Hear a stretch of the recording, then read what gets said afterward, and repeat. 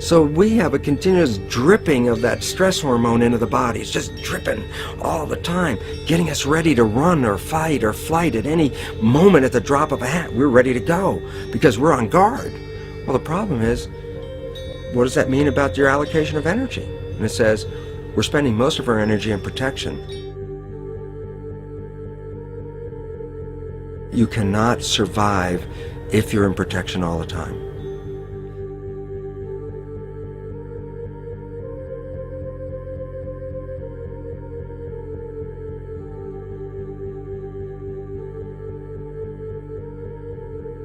And if the parasite can control the nature of the fear, it can then create a fear among us that only it can defend us against. A recent physical manifestation of this comes from Zbigniew Brzezinski, former Secretary of State who also supported President Barack Obama.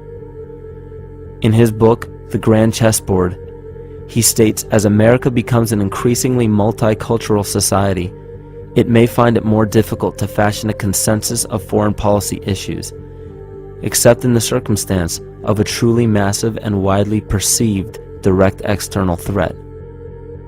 Even the Reichsfuhrer of the Nazi Party, Hermann Göring, sums up this game of supply and demand perfectly when he stated, "The people can always be brought to the bidding of the leaders."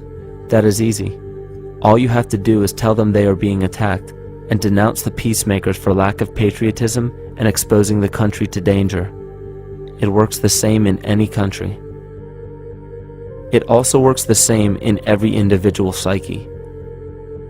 Just remember that the false ego has only one desire: to become greater and more powerful than the true self. This illness causes us to believe that we are separate from nature. This is why we see such a rise in the dependency of technology. This is why we see such little stewardship for the earth and the environment.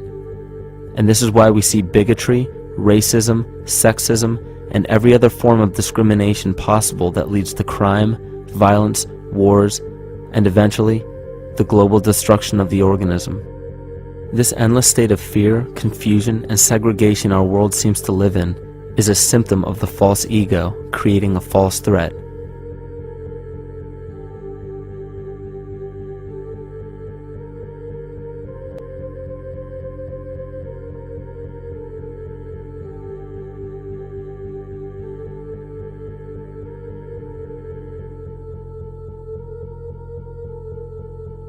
Many of the United States presidents have blood relations with each other. The Bush lineage has blood ties to a great number of former presidents.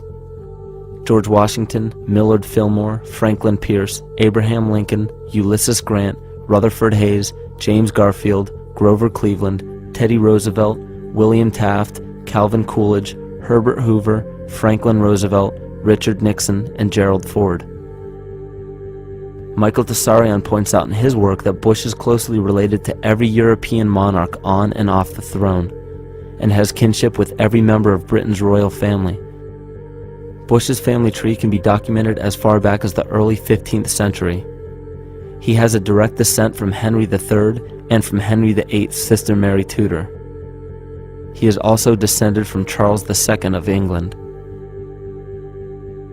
And we also find that George W. Bush is a direct descendant of Godfrey the Bullion. Godfrey was the first king of Jerusalem after he recaptured it from the Saracens, which was the name for the Islamic faith during the Middle Ages. It is interesting to note that the current occupation of the United States in the Middle East was re-established by the same family, George Bush Sr. in 1991, and again by George Bush Jr. in 2003. George Bush Jr. is then found to be a cousin to both opposing candidates of his 2 terms in office, Al Gore and John Kerry. Democratic President Barack Obama also has blood ties with George W. Bush, as well as Gerald Ford, Lyndon Johnson, Harry Truman, James Madison, and the British Prime Minister Sir Winston Churchill. On the opposing side of the 2008 presidential ballot, John McCain is descended from Robert the Bruce, King William I of Scotland, and also Godfrey the Bullion. Probably one of the most interesting facets of the bloodline relations is the fact that the whole British royal family has descent from the Muslim prophet Muhammad through the Arab kings of Seville. This bloodline was passed through the kings of Portugal, Castile, and eventually down to King Edward IV.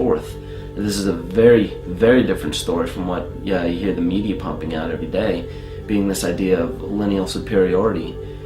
It's completely debunked according to the foremost authority of aristocratic lineage, Burke's peerage. And this just goes to show that there's the true story, and then there's the manufactured illusion, the front that's given to the public.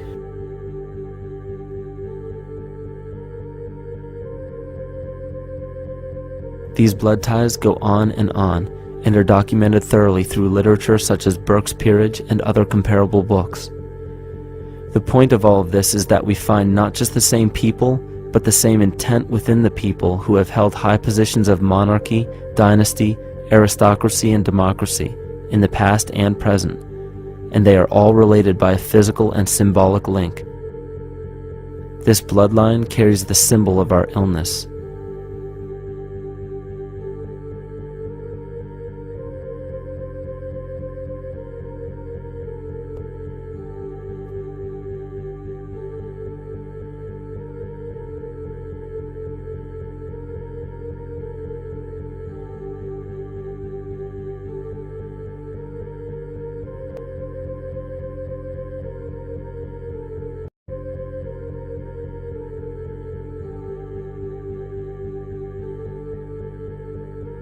The symptoms of our psycho-spiritual illness are the wars, terrorist attacks, artificial or man-made disasters, and leader figures. As long as the people remain oblivious to their inner drives and inner nature, they will always fail to recognize why these events take place and why these figures rise to such powerful positions. The reason why we have failed for thousands of years to conquer these archetypal rulers permanently is because for thousands of years we have been fighting the symptoms of an illness and not the root cause. For every corrupt government that falls at the hands of a revolutionary, oppressed people, 2 more will rise in its place every time, because the root cause of a corrupt government does not exist in the individual leading that government. It exists within the psyche of every individual, because an unaware host to a deadly parasite will do anything to avoid accepting his own incapacity for freedom.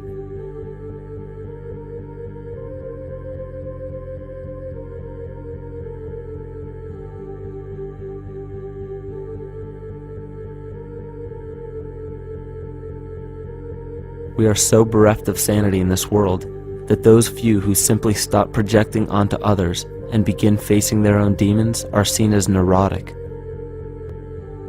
An article written in the 1950s states that studies showed that individuals who had been isolated from their familiar social and cultural environment became neurotic.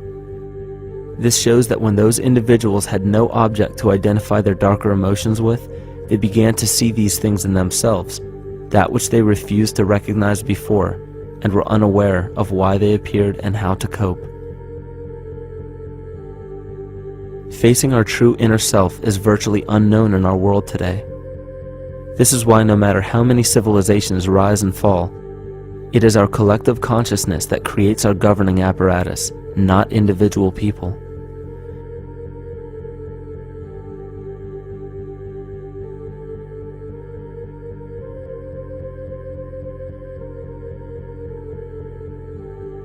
And after countless attempts, you would imagine that people would realize that a physical retaliation may not be the solution.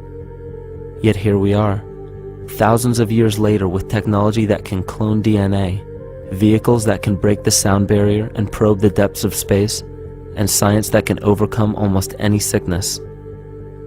Yet we still fail to take notice to the importance of thoughts and consciousness. This is the very definition of insanity.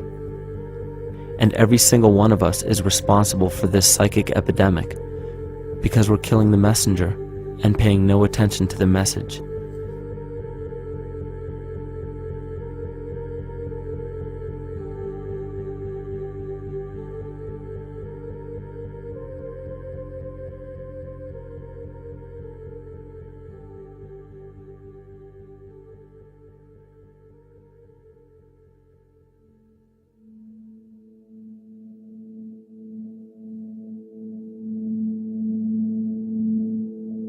During the 1990s, 3 Nobel laureates in medicine, advanced research that revealed the primary function of DNA lies not in protein synthesis as widely believed for the past century, but in electromagnetic energy reception and transmission. Less than 3% of DNA's function involves protein manufacture.